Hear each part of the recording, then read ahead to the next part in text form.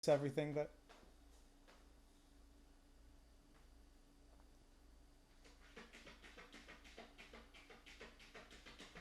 Well, I'm not going to use this.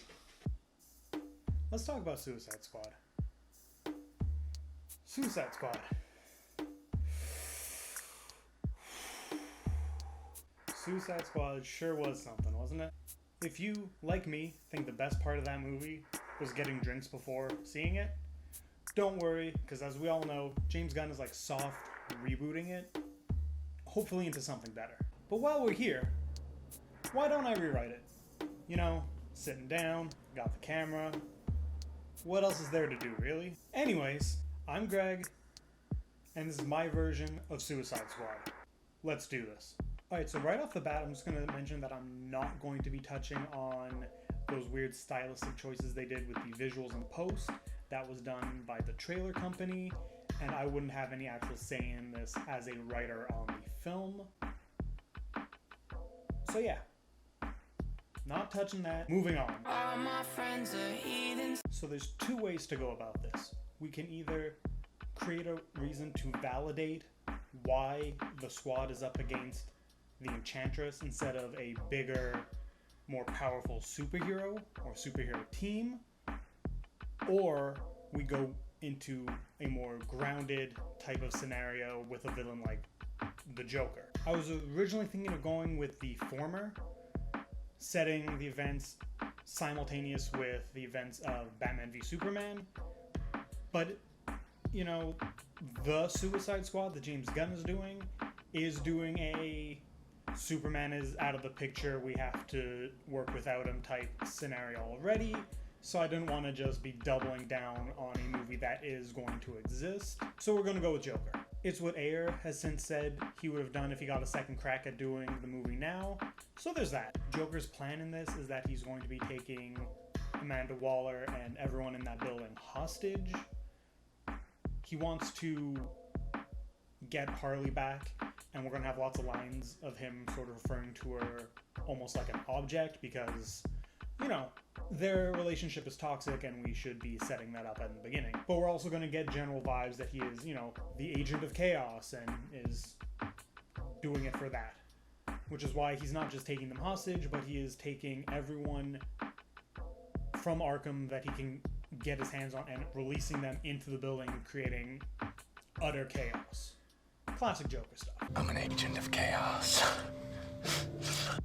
So, with this change, you end up with a Joker-fueled funhouse dungeon heist where your main characters are no longer able to just murder hobo their way through the scenario because Rick Flag won't let them just kill real people. These aren't mindless zombie monsters like in the actual movie we got. They're people. You can't just kill people, even if you're bad guys, because you're working for the good guys. And I think that creates this interesting thing where your characters are no longer able to just shoot their way through things. They have to use their environment and figure out creative ways to get through because these are real people. And it's almost like video games where you're not just killing the boss, you're using everything around you puzzle style, which will allow some more interesting visual fight sequences than the prior film has, and you get cool stuff for Rick Flag to do because he is now reining them in, and it gives you stuff for Captain Boomerang to do because I think boomerangs would be a lot more useful in something like this. And this is a perfect segue into... All my friends are heathens. I've already covered the roles Rick Flag and Captain Boomerang can now play a little more. And we've got the Joker filling in for the Enchantress, so she's out. And we need something more for Killer Croc and Katana, specifically because their characters are a little light. I'm specifically thinking about Katana, whose entire backstory is given in exposition in one scene. And I think that's a story that can be told better slowly throughout the film, where you've got her using the sword and you can see its powers and what it can do.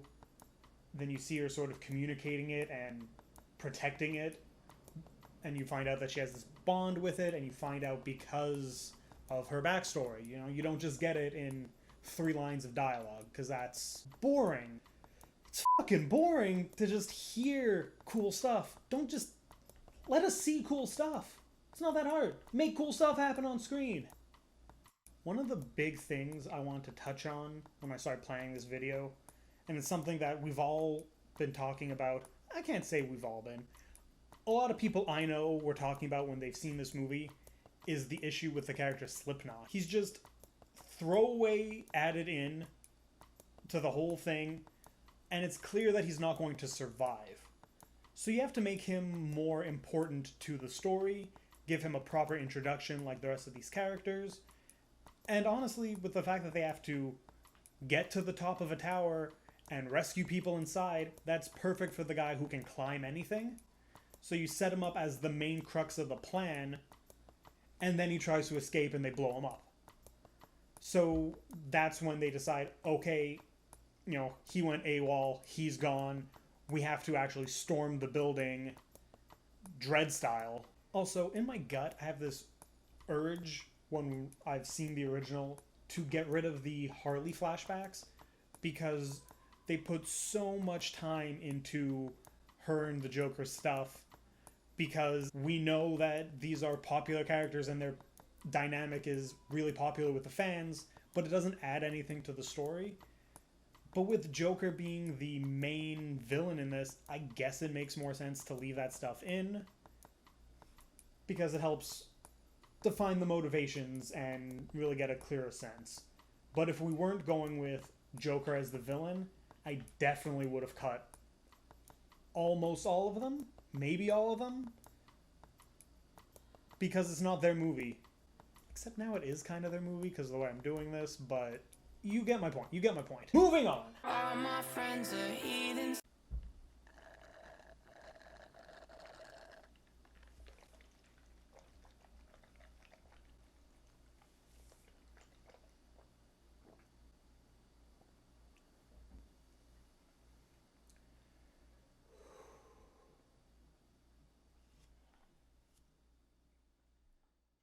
Alright, what do we do now that we don't have a huge blue laser shooting itself straight into the sky, trying to destroy the world?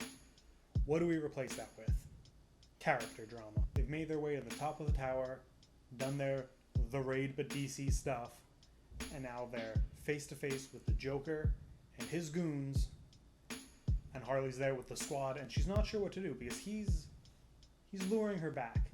He's telling her that all this was for her, all that gaslighty Joker stuff that he's so good at. But as they're finding this out, they're also finding out that the Joker is going to let loose, you know, some classic Joker toxin in the building to take out everyone in it, the squad included. And now Harley's torn, because what does she do? She's had all this bonding time and has really developed a rapport with the squad. Does she really just leave them behind? Yeah. And then we end up with this big shootout between the Joker goons and the squad, and Waller's giving them the okay to kill, which Rick Flag is not into, and will set up some character drama between him and Waller for future installments that we're not getting. And it's in this big fight that a member of the squad is killed. Or fake out killed if we do it to Captain Boomerang, because then we can fix that terrible fake out that they did in the original movie and replace that bundle of money with the unicorn that it should have been the entire time. But anyways, someone gets shot down, and that sort of snaps Harley out of it and realizes that the Joker doesn't care. She turns on him, they get into a big old fight, and she ends up knocking him out a window. Something that'll set up what seems like he's dead, but of course he's not because he's the Joker. This is how these stories work. But anyways, it creates the triumphant character moment that we need. She has broken the shackles and is free, metaphorically, because they all go back to jail. We then get essentially the same ending with the squad back in custody, but with a little more comfort to them.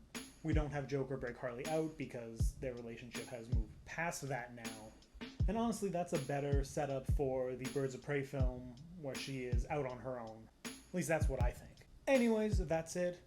My rewrite. Let me know if you liked it. If there's anything you would change, put that in the comments too. Do all that stuff that, you gotta do for YouTube. Like, share, subscribe. You know it. I know it. Please do it. It would be really appreciated. Check out some of the work if you haven't already.